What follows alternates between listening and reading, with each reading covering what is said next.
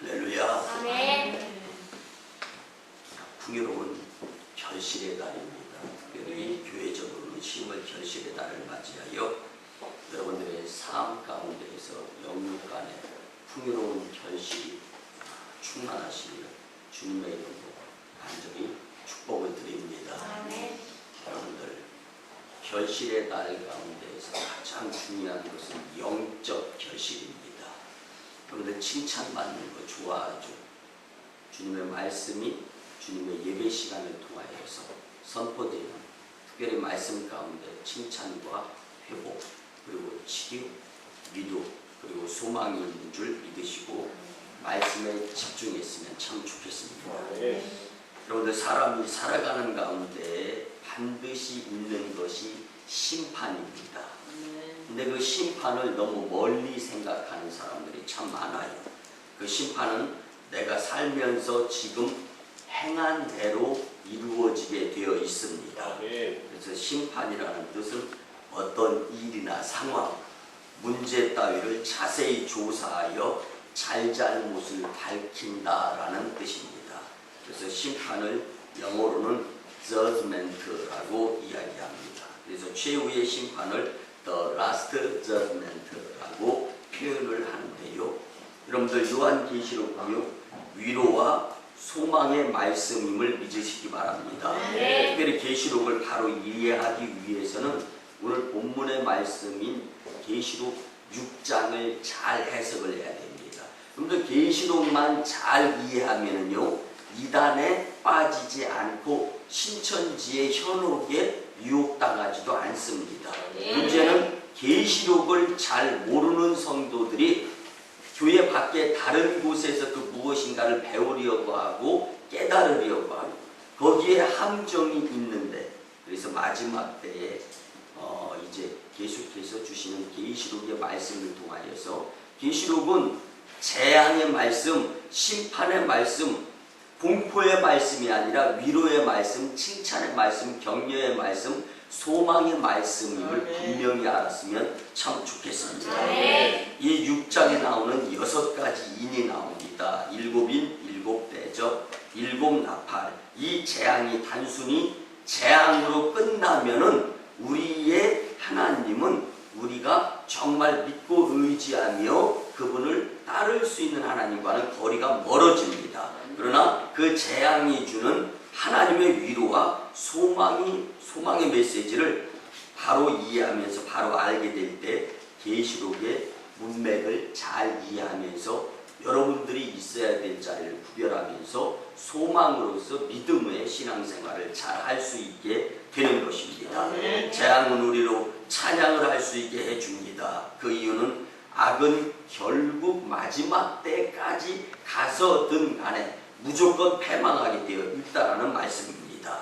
재앙을 통하여 진노와 심판의 무서움을 넘어서는 하나님의 위로와 소망의 말씀이 있음을 우리는 분명히 알 수 있습니다.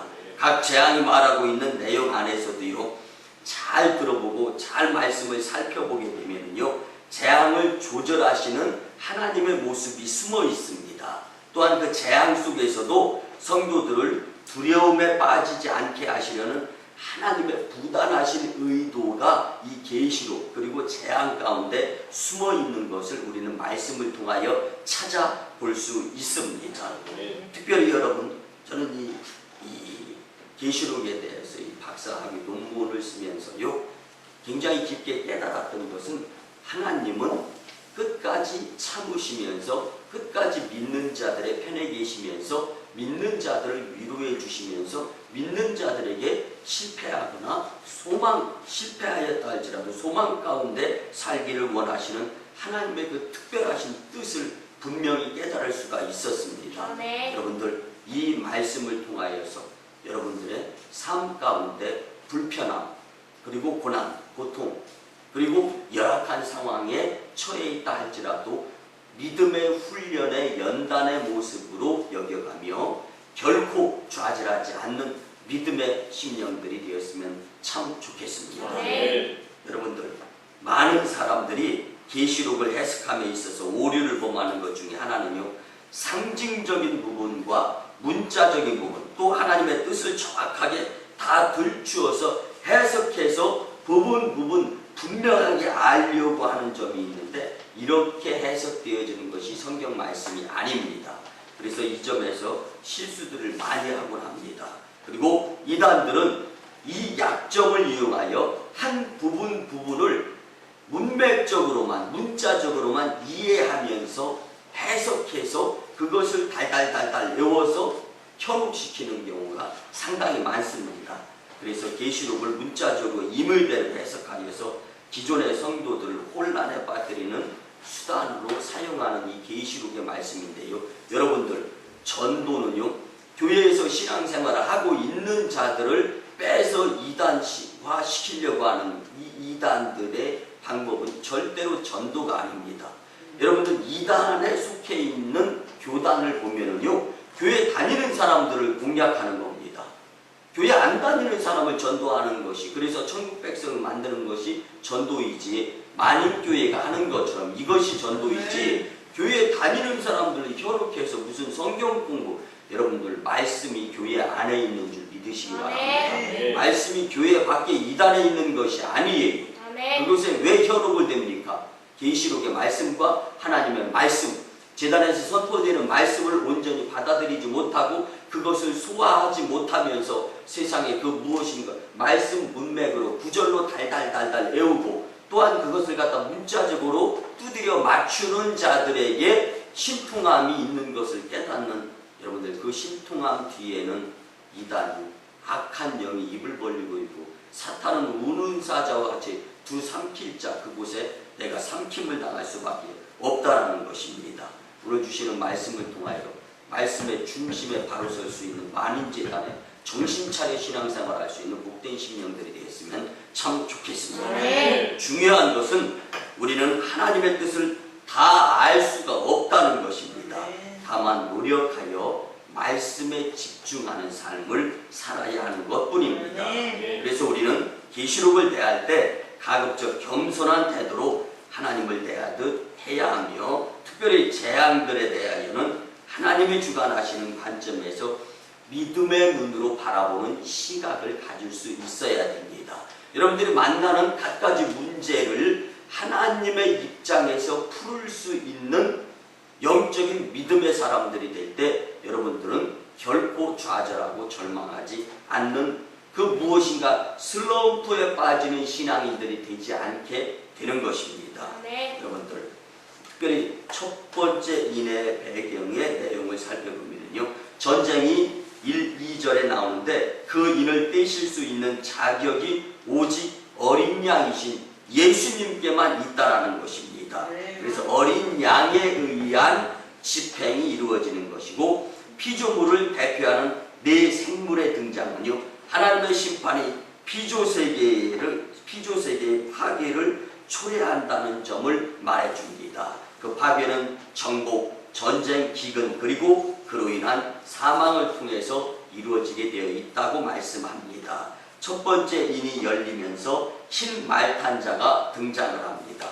그가 활을 가졌고 면류관을 받고 나가서 이기고 또 이기려고 하였습니다. 그의 모습은 강력한 정복자의 모습을 연상케 하고 있습니다. 이는 그리스도의 승리를 의미합니다. 요한은 승리의 면류관을 오직 하나님께서 주시거나 허락하신 것으로 분명하게 묘사하고 있습니다. 이는 심판은 오직 하나님의 허용하시는 범위까지만 가능하다는 점을 분명하게 말해주고 있는 겁니다.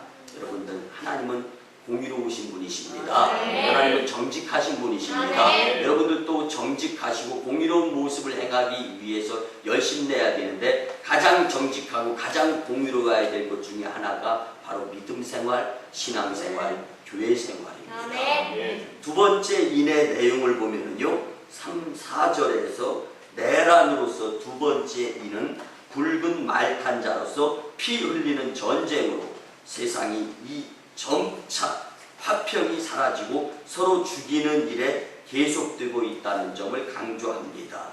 첫 번째 재앙을 국제적인 분쟁으로 이해한다면 이 두 번째 재앙은 내부의 분쟁으로 여길 수 있습니다. 여러분들, 특별히 만인교회 교회 내부의 분쟁을 일으키지 않는 자가 될 수 있도록 믿음으로써 말을 아끼고 여러분들이 모범된 그리스도인의 모습을 보여야 할 줄 믿습니다.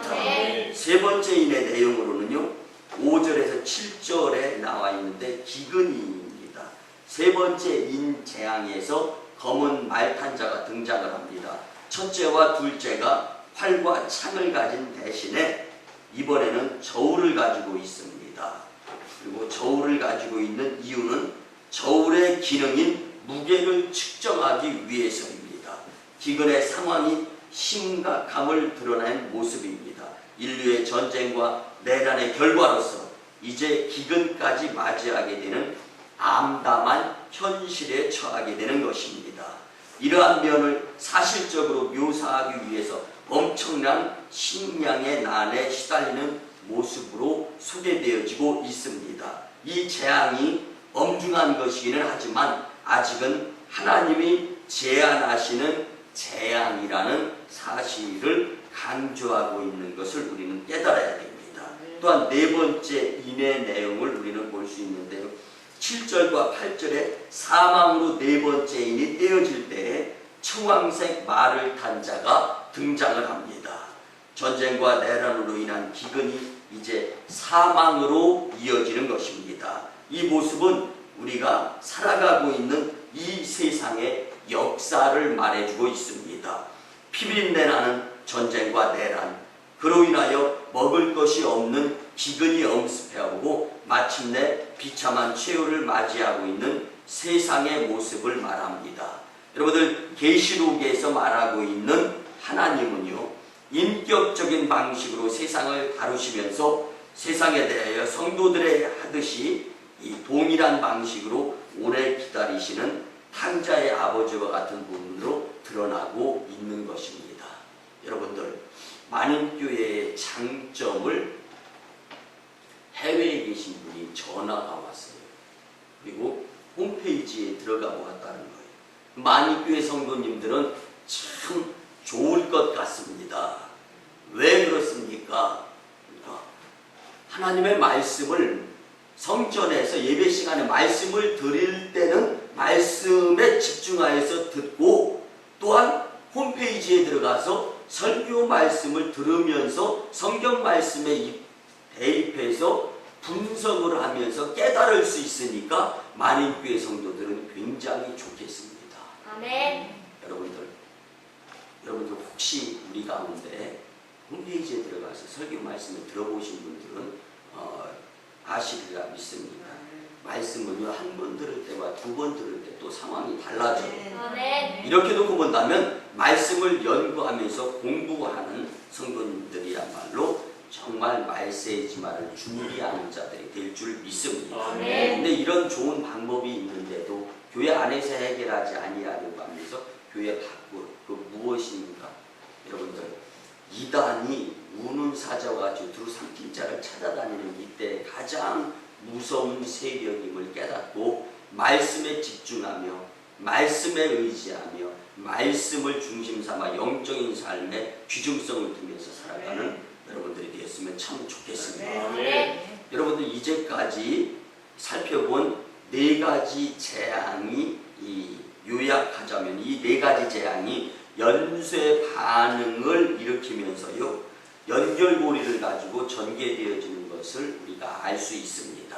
인류가 겪었던, 그리고 앞으로 주님 재림의 시점이 임박할수록 더 심각하게 직면하게 될 재앙을 말해주고 있는 것입니다. 그러나 하나님의 간섭은 아직도 그리고 계속 믿음의 사람들에게 영향을 미치고 있는 것임을 여러분들은 깊이 깨달으면서 여러분들의 삶 가운데 믿음의 사람으로서 손해보는 것 같은 느낌을 든다 할지라도 결코 손해가 아니라 오히려 열악한 상황, 믿음 지키기 어려운 힘든 상황이라 할지라도 믿음의 시험을 통하여 통과하며 믿음을 지킬 수 있는 믿음의 분량을 주님께 측정받을 수 있는 기회로 삼을 수 있어야 믿음의 사람들의 본 진가가 발휘되는 그러한 상황인 줄 믿으시면서 열심으로 믿음 생활하는데 부족함이 없는 저와 여러분들, 만인 공동체가 되었으면 참 좋겠습니다. 네. 이제 여러분들 다섯 번째 인으로 넘어가면서요. 이 인 재앙은요. 9절에서 11절에 순교자의 고통으로서 계시록은 단순히 재앙과 심판의 책이 아니라는 것입니다. 하나님을 믿는 백성들을 향한 세심한 배려와 주님의 몸된 교회를 향한 위로가 듬뿍 담겨져 있는 책이라는 사실을 우리는 꼭 믿어야 합니다. 네 가지 숨가쁜 재앙이 끝이 났고 다섯 번째 재앙으로 밝혀주고 있는 대답은 교회는 순교당하게 된다는 것입니다. 교회 다니는 자들이 교회이기 때문에 교회 다니는 자들은 순교를 당하게 되어 있다는 것입니다. 하나님의 말씀으로 인하여 하나님의 백성들은 계속 죽임과 어려움을 당하게 될 것이다. 순교자의 수가 더하기까지 교회는 박해와 죽음의 상황을 겪게 되는 것을 말해줍니다. 주님의 백성들이 세상에서는 환난을 당하고 마침내 순교자의 길을 걸어가게 되었지만 하나님의 나라에서는 놀라운 승리자의 반열에 서 있는 것을 보게 됩니다.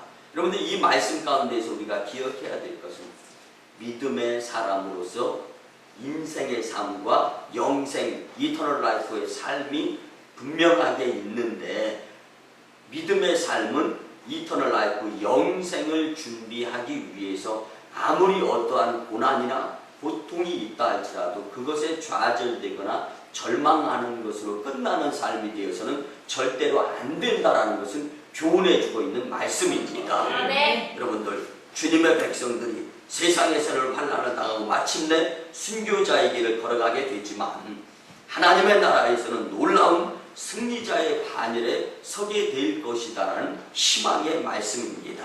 하나님의 무한한 위로가 그들에게 임하고 있는 것입니다. 순교적 정신으로 살았던 모든 주님의 백성들을 의미하고 있는 것입니다. 그리고 여섯 번째 인재앙으로는요, 12절에서 17절에 나오는 땅과 우주적 재앙으로서 여섯 번째 재앙에 이르러서 이 재앙이 땅과 우주로 전체적으로 확대되는 것을 우리는 보게 됩니다.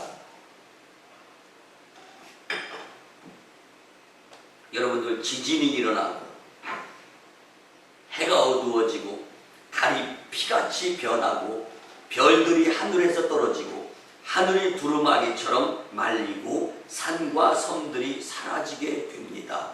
말 그대로 천재지변이 일어나고 있습니다. 여러분들 지금의 여러분들의 삶 가운데서 갖가지 일어나는 크고 작은 문제가 있을 줄 압니다. 그렇지만 그 문제의 직면에서 믿음의 신앙의 성숙도를 키우지 못하면서 그 문제에 급급해서만 살아가게 된다면 마지막 환난의 때는 여러분들 이겨 넘어가기가 수월하지 못하다라는 교훈을 우리는 이 여섯 번째 재앙, 인을 떼는 가운데에서 깨달을 수 있어야 됩니다. 말 그대로 천재지변 앞에서 우리의 이제까지의 문제는 작은 문제다라는 것입니다. 여러분들 태풍, 덴빈, 올라벤 얼마나 무섭습니까? 만인교회 특별히 태풍을 통하여서도 일하시는 하나님의 역사 가운데에서 매미 사건을 통하여서 우리가 성전을 건축할 수 있게 되었지 않습니까? 저는 이것을 굉장히 중요한 교훈으로 여깁니다. 태풍 우리가 손발 속수무책 아무리 예비해도 아무리 준비를 철저히 해도 천재지변 이겨낼 재간이 없습니다. 그 천재지변 앞에 섰을 때만 하늘의 위엄과 하나님의 그 역사하심에 우리는 크고 놀라울 수밖에 없는 모습이 우리 앞에 놓여지는데 여러분들 이 믿음의 때, 신앙의 때에서도 반드시 이 환난, 이 놀라운 우주적 재앙이 우리 앞에 있다는 것을 우리는 깨달아야 되는데 우리는 여기에서 우리가 발을 딛고 살아가는 세상이 얼마나 불완전한 곳인가를 깨달아야 됩니다. 하나님이 흔들어 놓으시면 세상은 한순간에 무너지고 내 문제는 온데가 되었고 하나님의 문제로 인해서 우리는 속수무책일 수밖에 없다는 것입니다. 안전한 삶은 세상에는 없음을 깨달으라고 주시는 교훈의 말씀입니다. 이제 우리가 주목해야 할 여섯 번째 재앙의 클레이막스는 인간들의 반응입니다. 지금 오늘 이 말씀을 듣는 나의 반응의 모습을 주님 앞에서 어떻게 보일까 하는 것이 우리의 삶의 이제는 중심의 모습입니다. 계시록 6장은요, 두려움의 탄식으로 끝을 맺고 있지만 이 말씀을 듣는 믿음의 사람들은 두려움으로 살아가는 것이 아니라 믿음으로, 그리고 하나님의 우주적 관점에서 다 운행하시는 주님의 주권적인 모습 앞에서 겸손하고 겸허하면서 내 작은 문제를 크게 여기면서 사는 것이 아니라 하나님의 큰 문제를 믿음으로 받아들이며 미래의 환난을 준비하며 살아가는 그리스도인들의 준비된 모습이 바로 하나님께서 원하시는 모습이다라는 것을 깨달아야 합니다. 15절에서 17절 말씀은 땅의 임금들과 왕족들과 장군들과 부자들과 강한 자들과 모든 종과 자유인의 굴과 산들의 바위 틈에 숨어 산들과 바위에게 말하되 우리 위에 떨어져 보좌에 앉으신 이의 얼굴에서와 그 어린 양의 진노에서 우리를 가리라. 그들의 진노의 큰 날이 이르렀으니 누가 능히 서리요 하더라. 아멘. 우리는 여기서 크게 세 부분으로 계시록 6장을 나누어 보려고 합니다. 그리고 같이 은혜와 용기, 위로, 칭찬, 그리고 힘을 얻어서 악한 영에게 대적하여 승리하는 성도들의 지금의 참 모습이었으면 참 좋겠습니다. 네. 첫째는요, 잘못 살면 진노와 심판으로 결실이 없습니다. 네.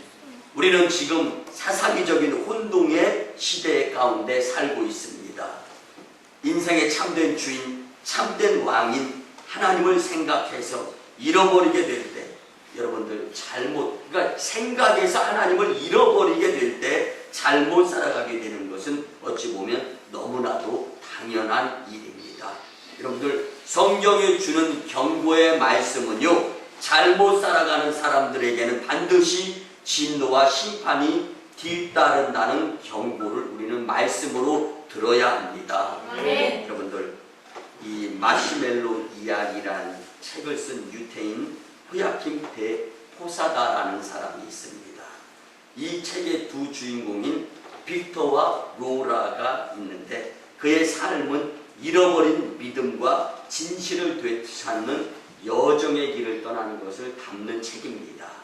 여러분들, 2차 세계대전 당시에 유태인 의사 빅터 프랭클이라는 사람이요, 아우슈비츠 수용소에 수감이 됩니다. 그곳은 지옥보다 더 끔찍한 곳이었습니다.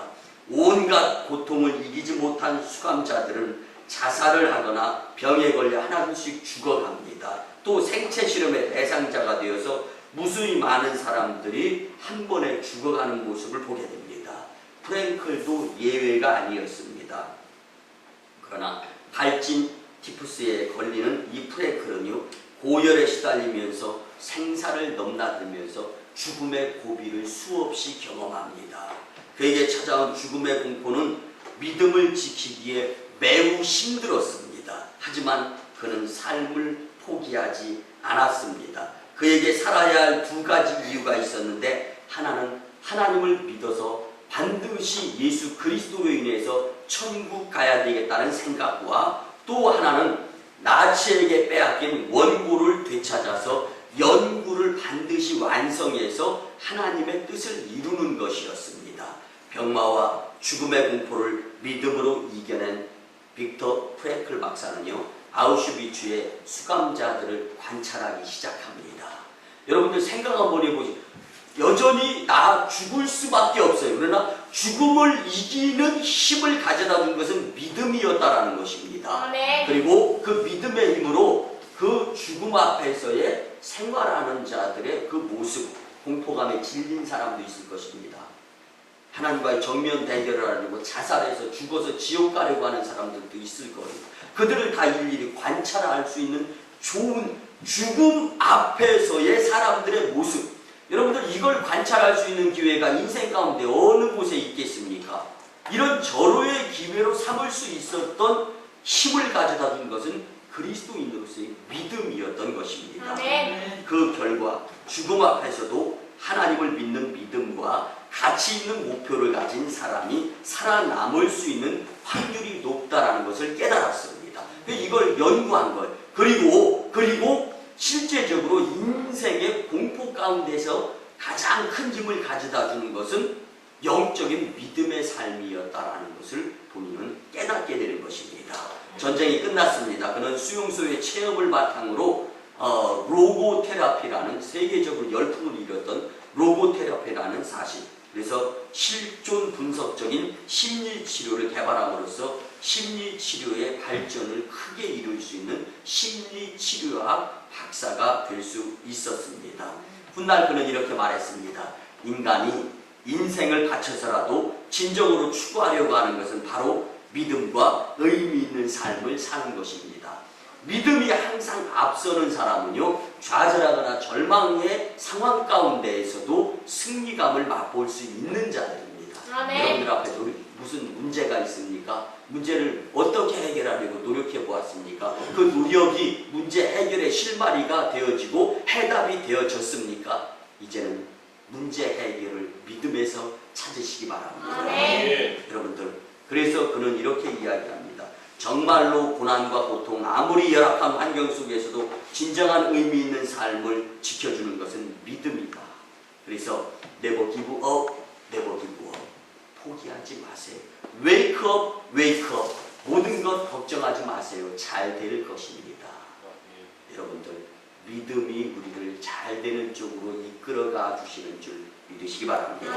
사랑하는 성도 여러분, 삶에 있어서 쾌락 중심적 가치관과 무엇인가 채우면서 욕심 부려가는 인생은요, 믿음을 결코 활용할 수 없게 됩니다. 오히려 주님의 진노 앞에서 좌절하고 절망할 수밖에 없습니다. 그러나 우리의 인생관, 우리의 믿음과는 주님의 진노인 어린 양의 진노를 피하는 것이 아니라 그것을 받아들이면서 믿음으로 이겨내기 위해서 열심 낼 수 있는 훈련의 장이 여러분들의 삶의 처소가 되어야 할 줄 믿습니다. 계시록 6장에서부터 시작되는 무시무시한 하나님의 진노와 심판을 보고 우리는 반드시 기억하면서 살아야 할 것이 있습니다.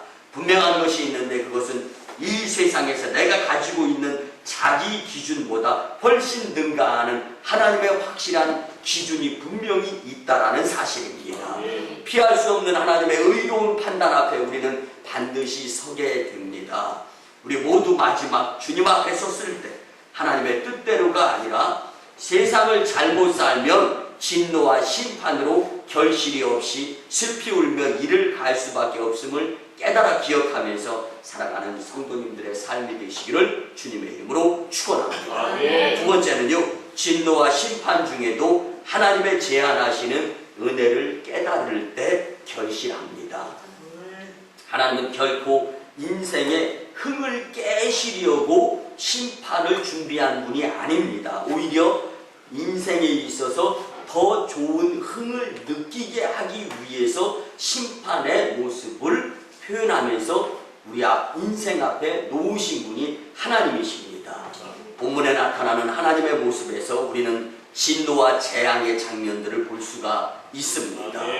마음 안에 자리 잡는 하나님에 대한 의미, 그리고 주님에 대한 이미지가 과연 무엇입니까? 꼭 본문을 보면서 폭군적인 권력자의 자기 기준에 근거한 피비린내 나는 숙청이나 보복적인 징계를 행하는 세상의 권력자 이미지를 가지고 있는 하나님으로 비춰지는 것을 여러분들이 느끼곤 합니까? 그러나 우리 하나님은 인간을 벌 주시면서 자신의 권위를 드러내거나 자기의 목적을 위해 인생을 위협하는 분이 절대로 아님을 믿어야 합니다. 오늘 본문이 겉보기에는 하나님의 무서운 심판의 그림들을 마음에 떠오르게 만들 수가 있습니다. 그러나 그 떠오르는 마음을 활용하면서 마지막 그 환난이나 재앙, 고난, 고통까지도 그것을 생각하면서 하나님의 주관 안에 있음을 인정하면서 기억하면서 믿음으로 이겨나가라고 주님이 우리에게 기회로 주신 말씀으로 우리는 활용해야 된다는 것입니다.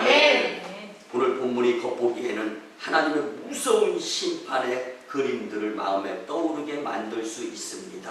그러나 우리가 분명히 알아야 할 것은 하나님의 본심은 인생들이 슬픔을 당하거나 진노의 대상이 되게 내팽개치시는 하나님이 절대로 아니시라는 것입니다. 하나님은 결코 우리의 삶에 흥을 깨시는 분이 아니십니다.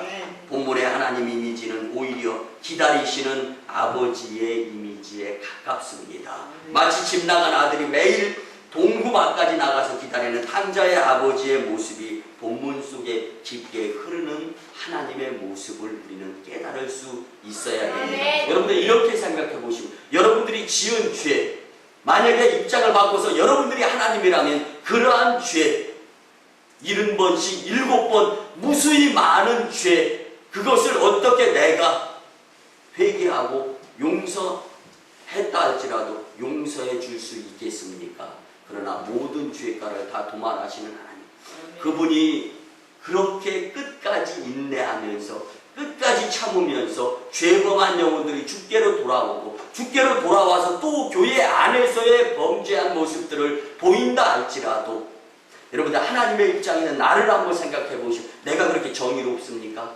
내가 그렇게 정직합니까? 내가 그렇게 죄 문제 걱정 안 하면서 살 수 있습니까? 여러분들 우리는 죄의 수렁 가운데에서 살고 있는 모습을 발견해야 합니다.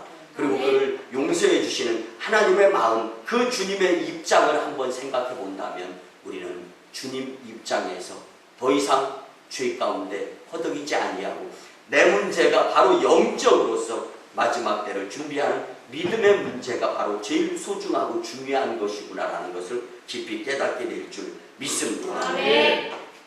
6절에 보면 물자의 극심한 결핍의 상황 가운데에서도 감람류와 포도주는 해치지 말라고 말씀하시는 주님의 음성을 들을 수가 있습니다. 그것을 남겨두시는 분이 하나님이십니다. 여러분들, 집 나간 아버지가 문을 닫지 않고 기다리시는 것과 우리는 흡사한 모습을 감정으로 느낄 수 있는 말씀입니다. 여러분들, 이것이 진노 중에서 긍휼을 잃지 아니하시는 우리가 믿는 하나님이심을 믿어야 합니다. 또 보면 8절에 보면 땅 4분의 1의 권세를 얻어 검과 흉년과 사망과 땅의 짐승들로 죽이더라. 세상을 모두 멸망에 빠뜨리는 진노인 것 같지만 잘 보면 4분의 1의 범위까지만 파괴하시는 하나님의 은혜를 우리는 발견할 수가 있습니다. 세상이 회개하기를 원하시는 하나님의 모습입니다. 내 자신이 회개하기를 원하시는 하나님의 모습입니다. 사랑하는 성도 여러분, 우리의 삶 가운데에서 우리의 인생에 소망이 있다면 그것은 나의 끝없는 죄악의 모습 속에서도 수검정으로 타버린 가슴으로 끝까지 우리를 기다리시는 주님 때문인 줄 잊지 마시기를 주님의 이름으로 간절히 축원합니다.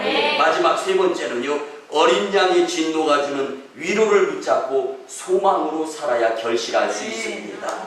심판의 주인공인 어린 양이신 우리 편의 예수 그리스도께서 믿음의 사람에게 위로와 소망을 가져다 주십니다. 여러분들, 우리가 잘 알고 많이들 읽었을 줄로 압니다만, 여러분, 칭찬은 고래도 춤추게 한다라는 베스트셀러 책을 쓴 이 켄 블랜차드가 있습니다. 그는 이 책 장장 231페이지로 긴 책이지만 내용은 아주 간단합니다. 이 책이 중요하게 강조하는 것은요, 실행하기가 어려워서 사람들이 안 되는 것뿐이다.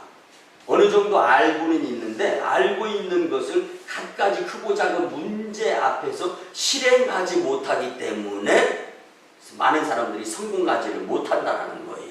근데 이 책은요, 고래 조련사가 집채만한 고래를 점프하게 하는 것을 어느 날 당장 한순간에서부터 이루어진 것이 아니라 이 아기 고래 때부터 키워가면서 그와 함께 살아가면서 그와 함께 시간을 보내면서 작은 물 움직임 그리고 작은 소용돌이, 작은 점프 할 때마다 칭찬해주고 그 고래가 좋아하는 먹기 좋은 음식을 계속 제공을 한다는 거예요. 그래서 그 고래가 좋아하는 고기를 던져줌으로써 또 칭찬해줌으로써 동기부여를 했더니 나중에는 덩치 큰 고래가 6m, 7m씩 넘는 재주를 부리는 동물이 되었다라는 이야기입니다. 네. 우리는 칭찬에 굉장히 목말라 있습니다. 그러나 칭찬을 받으면 좋습니다. 사실은 칭찬과 격려처럼 상대방에게 모티베이션, 동기부여하는 자극을 주는 경우 없습니다. 칭찬은 여러분들 칭찬으로 상대방을 잘 자극해서 동기를 부여하게 되면 그 사람은 잠재력을 발휘해서 훌륭한 사람이 된다. 이게 칭찬은 고래도 춤추게 한다라는 책의 내용인데요. 여러분들 신앙생활에도 마찬가지입니다. 지금 각종 예배에 열심히 참여하여서 그 예배를 통하여 하나님의 칭찬과 격려와 위로와 용기의 말씀을 듣고 믿음의 그리스도의 장성한 분량으로 성장해야만이 말세의 믿음을 지키며 고난 환난 가운데에서도 포기하지 않고 천국 백성으로 살아갈 수 있게 된다는 말씀입니다. 6장의 메시지는 단순한 진노와 심판으로 두려움을 주는 이야기가 결코 아닙니다. 여러분들 이런 말씀을 잘 들어보지 못하니까 적응이 잘 안 되고 축복의 말씀만 듣다 보니까 여러분들 잘 이해되어지지 않고 어쩌면 여러분들의 표정이 지금 경직되어 있는 것을 볼 수가 있습니다.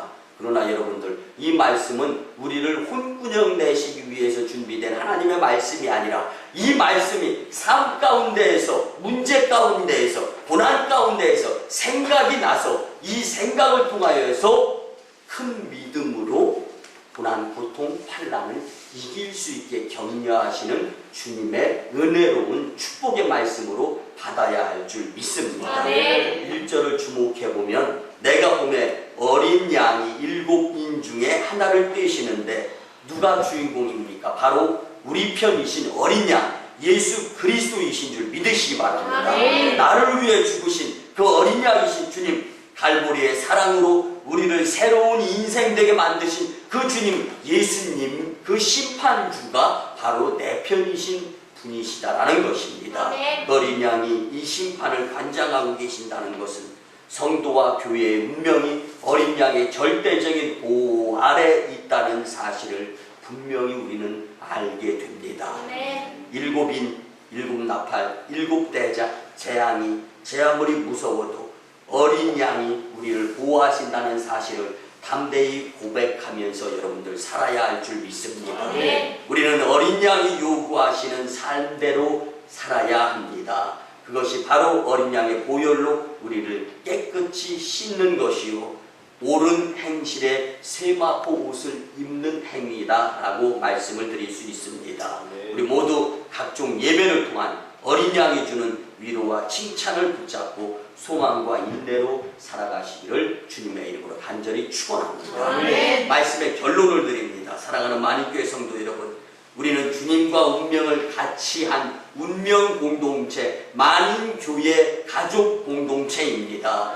가족을 위해서 헌신하고 만인교회를 위해서 헌신하며 그 무엇인가 욕심내는 것보다는 교회의 부흥을 위해서 열심히 내면서 믿음 지키는 것이 하나님께서 원하시는 궁극적인 삶인 것을 우리는 깨달아야 합니다.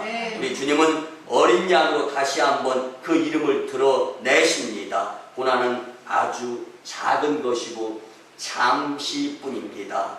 영혼에 비하면 일순간이고 전생애에 비하면 가장 전과 같은 부분적인 시간입니다. 우리는 미래에 궁극적으로 이길 것이고 오늘의 현실에서도 확실히 이길 것임을 믿어야 합니다. 예배를 통한 이러한 확신이 있을 때 잠깐의 고난의 시간을 인내로 주님 주신 칭찬의 말씀으로 이겨낼 수 있고 기다릴 수 있습니다. 우리 만인교회 성도님들은 반드시 주님과 운명 공동체를 같이 하는 자들입니다. 기도, 전도, 성령 충만한 가운데 이 땅에 남은 마지막 교회로서의 사명을 다할 교회, 이 교회에서 여러분들 한 분 한 분이 믿음을 지켜가며 미래를 내다보며 지금 내 문제를 크게 여기다 보면 마지막 환난의 때 여러분들 이겨 믿음을 지킬 수 없으며 힘들다라는 것을 깨닫고 이제는 십자가를 지고 살아감으로 풍요로운 천국 여시를 주렁주렁 맺는 믿음의 성도님들이 다 되시기를 주님의 이름으로 축원합니다.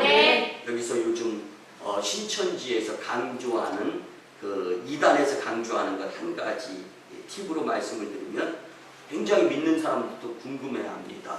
7 재앙인데 왜 6인 재앙으로 끝내느냐? 여러분들 4번째, 5번째로 넘어가기 전에 첫째, 둘째, 셋째 그리고 넷째에서 5째로 넘어가면서 막간이 나옵니다. 그 막간을 통하여서 한 번에 강조하는 점, 이렇게 해서 7인 7 재앙으로 이해하시면 됩니다. 이것을 사탄은 교묘하게 이용해서 현세의 세계에서 경험하면서 믿는 자들 7인 7 재앙 7 나팔 이거를 나름대로 해석을 하면서 하나님의 날 그리고 주일날 성경 공부하는 날 이렇게 받아들여가면서 현혹을 하고 있는데 절대로 여기에 넘어가지 않고, 그래서 이단은 숫자를 중요시 여기고 문자를 중요시 여기는데 믿는 자들은 믿음의 긍정적인 칭찬의 위로의 용기의 말씀, 그래서 문자적인 것보다는 형용적인 것 그리고 상징적인 것으로 해석해야 되는 것이 바로 계시록이다라는 것을 믿으시기 바랍니다. 기도드립니다. 고마우신 주님, 은혜의 아버지 하나님, 거룩한 주일에 우리에게 친히 생명의 말씀을 주시니 참으로 감사를 드립니다. 말씀이지만 풍요로운 천국 결실을 위하여 열심히 예배 참여자가 되어 인내하며 주님 주시는 용기로 환난과 고통을 뛰어넘는 축복자들이 되게 하여 주시옵소서. 감사드리고 축복 가운데 준비하신 예수님의 이름으로 기도드리옵나이다. 아멘. 이제는 우리 구주 예수 그리스도의 크신 은혜와 하나님 아버지의 만극하시고 극진하시고 끝까지 사랑하심과 도우시는 보혜사 교통 역사하시는 성령님의 놀라우심이 오늘 말씀에 듣고 천국의 풍요로운 결실자가 되고자 다짐하고 돌아가는 심령들의 삶 위에 절대로 흔들림이 없게 역사하여 주시기를 소원합니다. 믿음을 지키기를 소원합니다. 또한 저 1호 선교지 인도 땅 첸나이 선교지와 2호 선교지 중국 땅 광동성 해주 선교지 선교 사역 위에 이제부터 영원토록 함께 하옵시기를 간절히 축원하옵나이다. 아멘.